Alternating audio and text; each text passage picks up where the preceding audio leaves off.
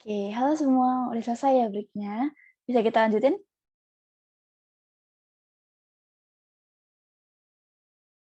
Langsung aja kali ya. Oke, untuk Kak silahkan. Oke, baik. Kalau menurut saya jawaban yang tadi, kalau kamu kan tadi bilangnya jual apa daging babi misalnya di tempat yang sesuai dan dikasih apa namanya peringatan yang gede gitu kan.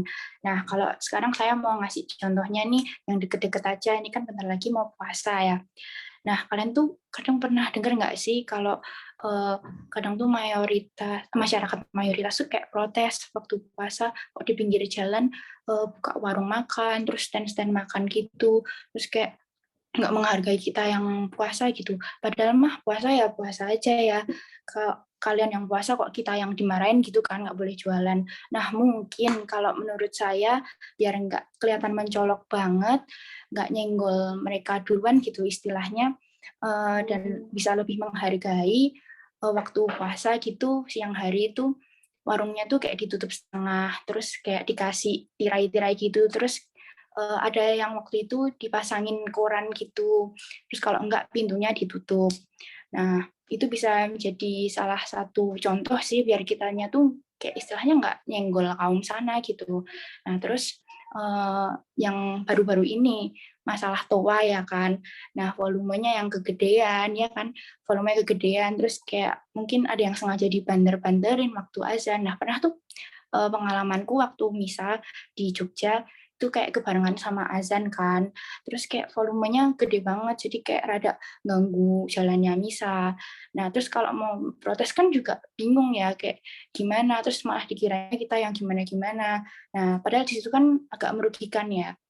Um, tapi untungnya kemarin yang waktu masalah tua itu ada yang bilang kalau mereka keganggu, tapi untungnya bukan yang kaum kita kan, kaum yang minoritas, tapi malah ada yang kaum sananya juga ikut terganggu gitu. Jadi ya apa namanya kita nggak nyenggol duluan gitulah. Jadi kayak ternyata merugikannya nggak cuma merugikan kita kaum minoritas, tapi kaum mayoritasnya juga ternyata ada yang keganggu. Gitu sih kalau menurut saya.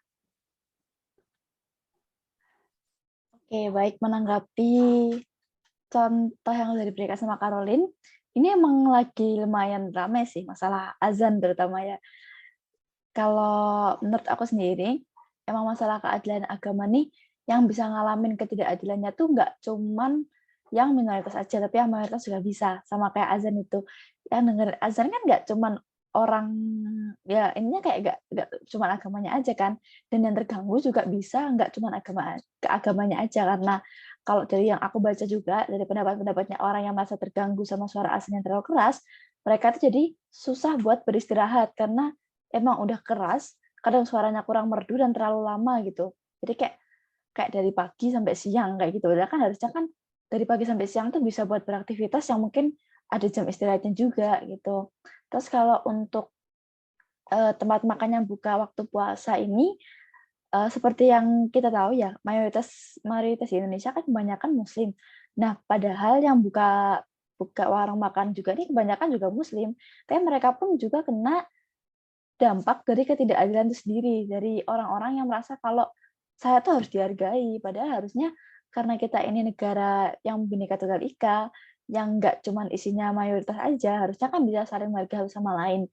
Dengannya seperti tadi, kayak dikasih tirai gitu. Tapi emang ada beberapa daerah yang punya eh, peraturan sendiri, kayak bener-bener emang nggak boleh buka sama sekali, soalnya ya karena puasa itu. Jujur aku sendiri pun pinginnya Indonesia tuh bisa secara menyeluruh punya rasa toleransi yang sama gitu. Tapi karena balik lagi ya, kita ini minoritas, kita nggak bisa apa-apa gitu. Apalagi sama yang mayoritas yang dari jumlah aja kita udah kalah banget kan. Nah, belum lagi sama peribahasa di mana di mana bumi dipijak, di situ lagi dijunjung, iya kan? Nah, itu tuh sama kayak beberapa daerah yang emang punya peraturan sendiri, di mana peraturannya tuh lebih condong ke agama yang mayoritas. Jadi ini balik lagi ke opsi yang tadi kamu kasih ya, Caroline. Kayak yang kamu kasih kita harus ikut-ikut aja sama agama lain, maksudnya peraturannya, apa kita harus tetap berpegang teguh sama agama yang kita punya sekarang. Kalau dari aku, pendapat yang kamu kasih yang antara kedua opsi tersebut tuh bener. Tapi mungkin kalau lebih realistis ya, kayaknya aku bakal tetap ya ikut-ikut aja sama yang mayoritas sih. Cuman kalau emang nggak sesuai ya, ya udah ya aku nggak ikutin gitu. Ya lagian kayak masalah nggak boleh jualan daging babi gitu. Ya kita juga nggak makan babi juga masih bisa kok. Terus kayak suara azan yang kenceng gitu. Kita juga denger azan juga nggak langsung pindah agama. Cuman mungkin karena terganggu itu benar. Terus kayak kalau puasa warung tutup semua, ya kita bisa makan di rumah. Kecuali kalau anak kos mungkin ya, mungkin mulai mulai terancam gitu. Ya ini sih masalah ketidakadilan tuh walaupun menyangkutnya agama, tapi tetap menurutku dampaknya nggak cuma kena ke yang minoritas aja gitu. Tapi selebihnya aku setuju sama Caroline. Mungkin ada yang mau menanggapi, silahkan. Oke, silahkan Sandra. Oke, baik, terima kasih kesempatannya, pimpinan. Jadi mungkin tindak lanjut dari beberapa yang telah diargumentasi, beberapa pendapat dari teman-teman sekalian, bahwasanya terkadang untuk kemiskinan ini tidak hanya relatif dengan atau tidak hanya mutlak dengan finansial atau berupa duit, tetapi di balik itu saya juga sepakat bahwasanya ketika kita berpikir solusi daripada sebuah kemiskinan adalah duit yang memang tidak mutlak langsung di tangan, itu bisa juga. Karena gini, saya berpikir juga bahwasanya ketika orang miskin diberi duit sebanyak 5 triliun aja, apakah dia tidak lepas daripada kemiskinan? Tentu lepas. Nah, jadi ada dua kemungkinan yang memang bisa secara mutlak dengan duit dan bisa juga tidak. Nah, itu satu catatan pertama. Yang kedua, kemiskinan. Kemiskinan menurut saya solusinya itu adalah kita berpikir secara kultural. Kemiskinan kultural ini adalah tentang budaya, sebuah kebiasaan. Nah, kebiasaan yang saya maksud di sini adalah kebiasaan yang sangat subjektif kepada orang-orang yang memang dirinya itu kurang mampu. Nah, maksud saya di sini eh, berusaha iya, bekerja iya, tetapi skala prioritas atau sebuah target itu adalah yang utama. Nah, jadi itu titik catatan kepada mereka yang memang orang-orang kurang mampu. Tetapi secara umum tadi saya kembali lagi bahwasanya kita ini adalah manusia biasa. Kita memang grafik ada naik, grafik ada turun, tetapi tanpa ada sebuah landasan, tanpa ada sebuah budaya, tanpa ada sebuah kultural yang memang menjadi dasar kita untuk memicu, untuk lepas daripada sebuah kemiskinan itu, bakalan nihil. Dan kita kembali lagi pada pembahasan yang pertama kemarin. Nah, itu dia. Jadi harus digarisbawahi yang dua catatan itu. Sekarang masuk pada keadilan. Nah, sekarang keadilan. Keadilan itu menurut saya relatif. Atau memang tidak hanya dengan mayoritas sama minoritas. Karena kalau kita berbicara secara mayoritas dan secara minoritas, itu bakalan terjadi persaingan. Karena kaum minoritas ingin menjadi mayoritas. Kaum mayoritas ingin tetap di atas. Nah, sekarang itu kayak lagi bersaingan.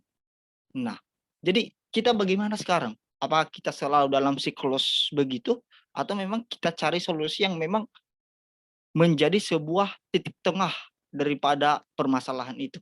Maka menurut saya titik tengah di sini adalah sebuah pemberdayaan pola pikir SDM-SDM-nya.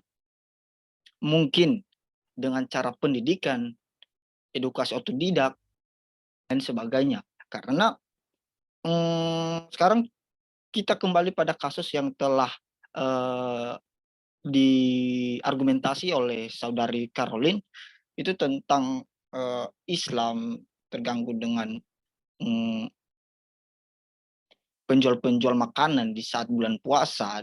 Nah, jadi kita terganggu dengan mereka, mereka terganggu dengan kita.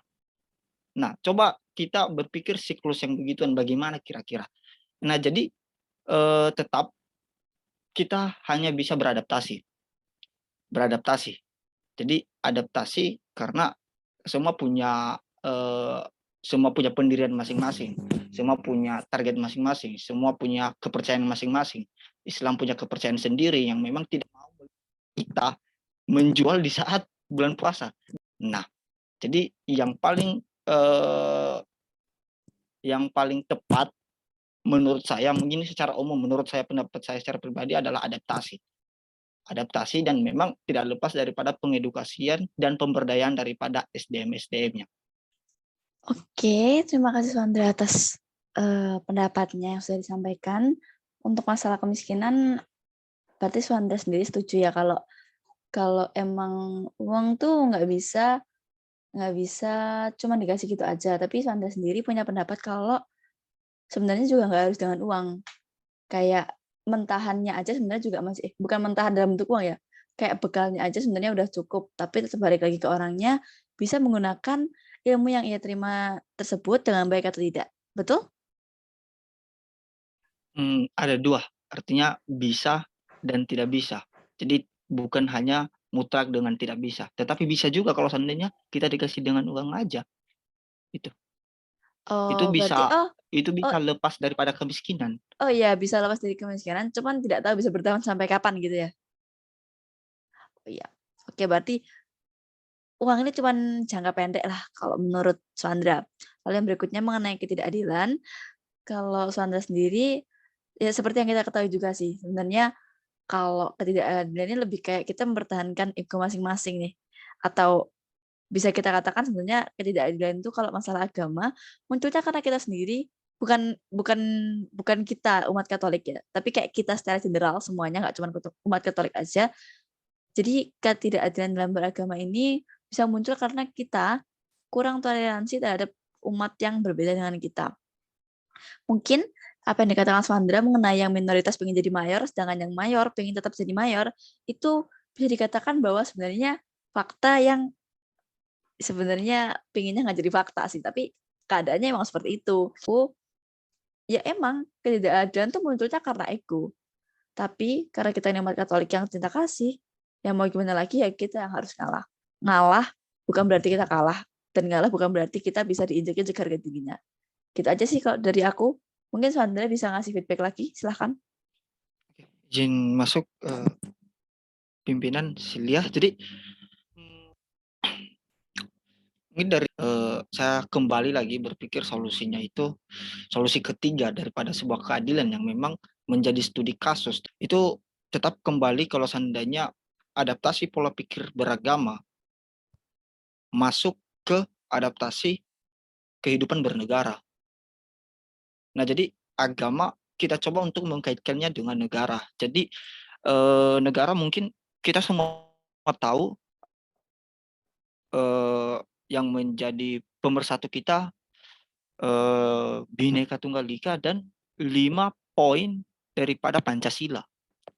Nah, jadi itu saya pikir adalah merupakan solusi yang ampuh untuk menghindari, untuk mencegah yang namanya ketidaksetaraan antara mayoritas sama minoritas.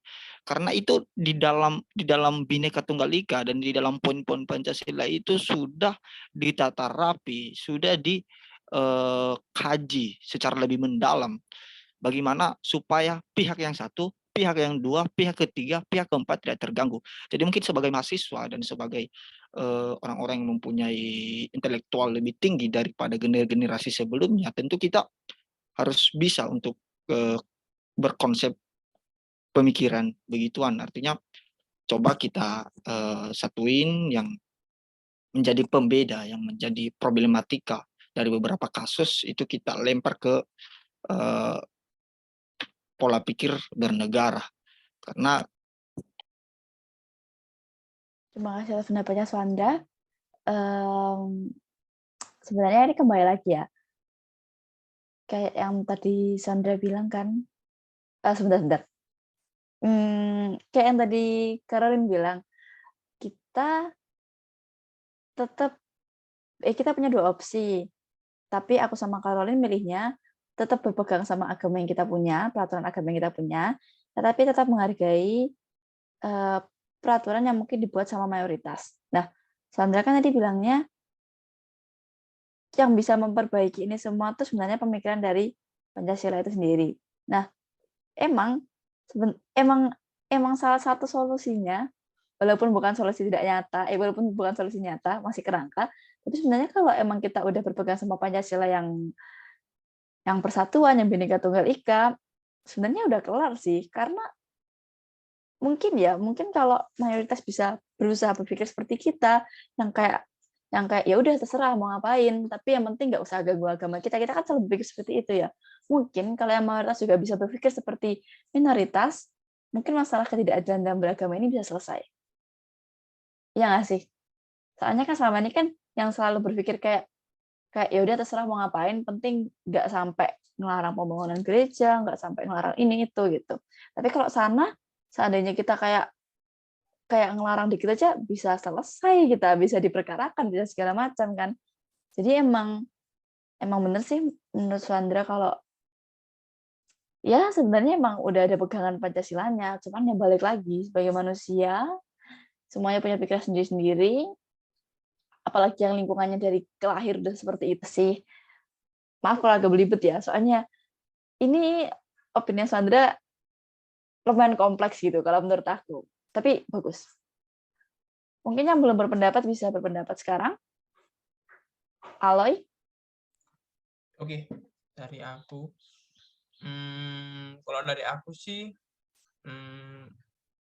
solusi dasarnya itu menurut gue pendidikan ya. Maksudku pendidikan itu bukan jadi solusi absolut yang mutlak akan nyelesain semua masalah. Cuma kan dia bisa menjadi solusi dasarnya dari segala permasalahan. Karena tentunya kan manusia kan ya utamanya kan berpikir ya lewat pikiran, logika dan lain-lain lah.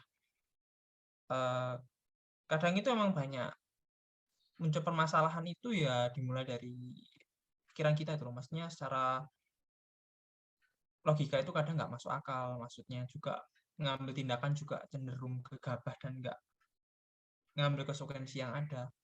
Ya kadang karena diakibatkan itu pendidikannya kurang, jadi informasi yang masuk dan ada di dalam pikiran itu nggak ada itu. Ambil contoh kayak kemiskinan. Banyak kok orang di luar sana yang kerja keras, cuma karena mereka nggak dapat informasi tentang bagaimana cara mengelola keuangan dan memprioritaskan sesuatu yang lebih penting, ya akhirnya mereka jadi gegabah gitu buat mengelola keuangan. Ketidakadilan pun ya bagiku seperti itu. Ambil contoh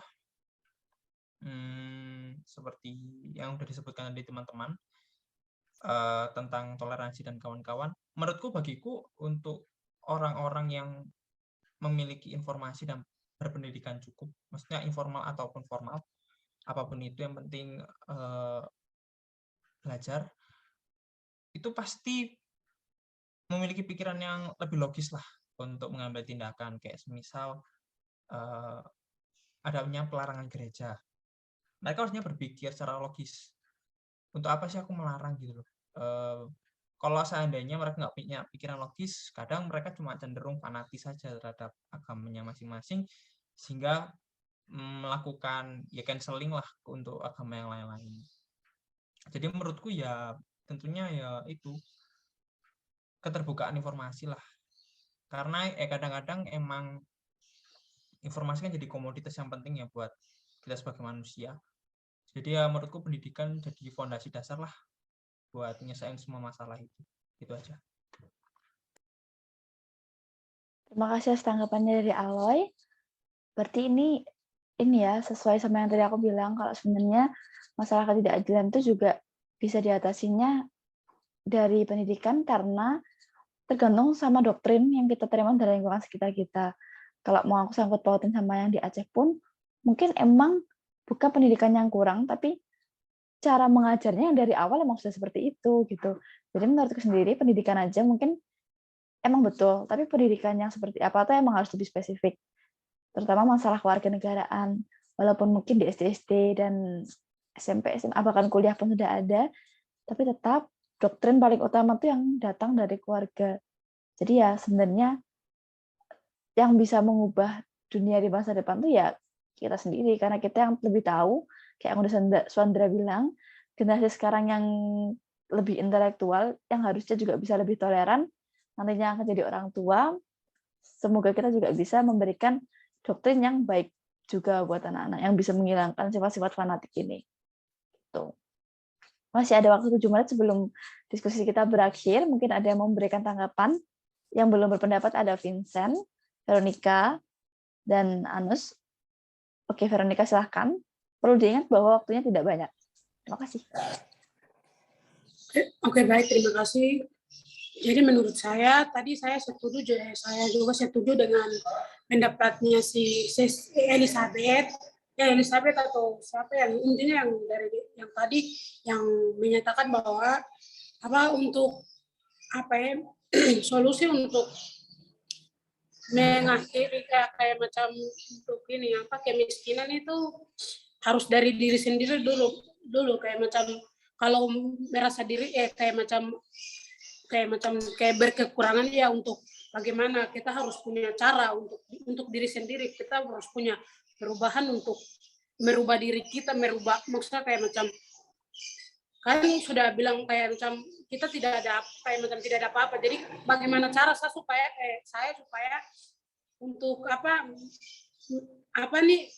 saya punya hidup itu kayak tidak selalu dalam kemiskinan begitu, macam harus dari diri sendiri begitu. Terus dari diri sendiri itu kan pada dasarnya kayak muncul saya harus begini, saya harus begitu kayak begitu. Jadi ya intinya tuh harus ada punya pemikiran untuk merubah kupu diri untuk ke depan lebih baik, maksudnya untuk yang mengalami kemiskinan begitu. Terus ya ini jadi terus ini melalui solusinya itu juga melalui pendidikan yang kayak tadi.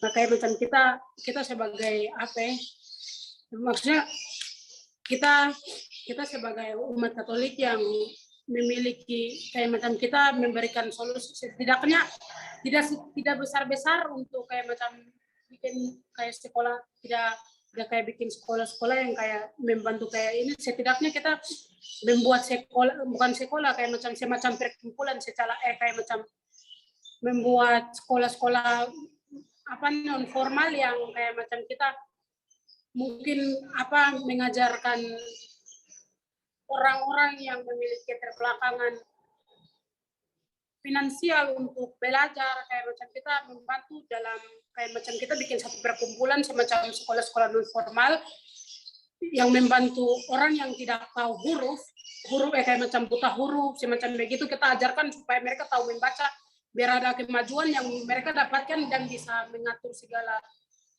untuk kayak macam atur-atur uang semacam begitu, kita kayak ajarkan ke mereka begitu.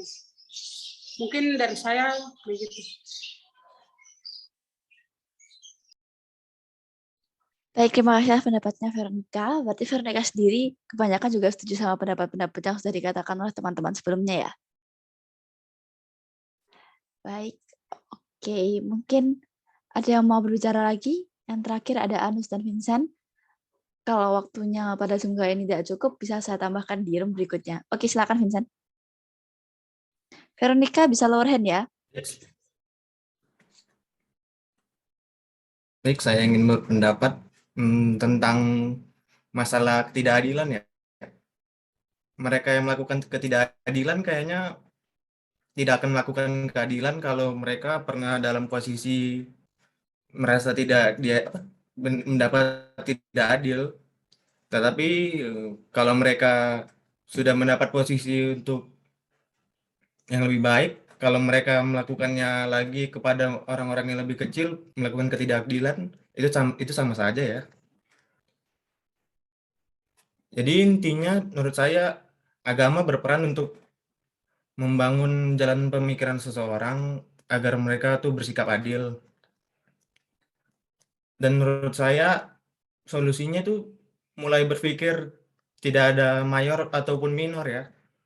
Yang ada itu Indonesia. Nggak ada mayoritas atau minoritas menurut saya. Dan kalau menurut saya mengenai kemiskinan,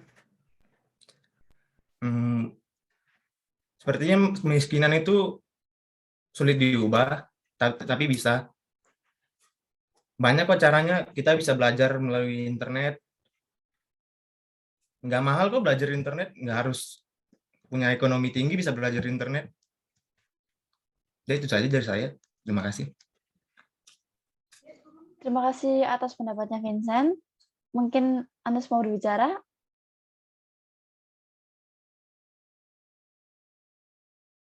Baik, sepertinya Anas juga setuju-setuju aja ya sama semuanya.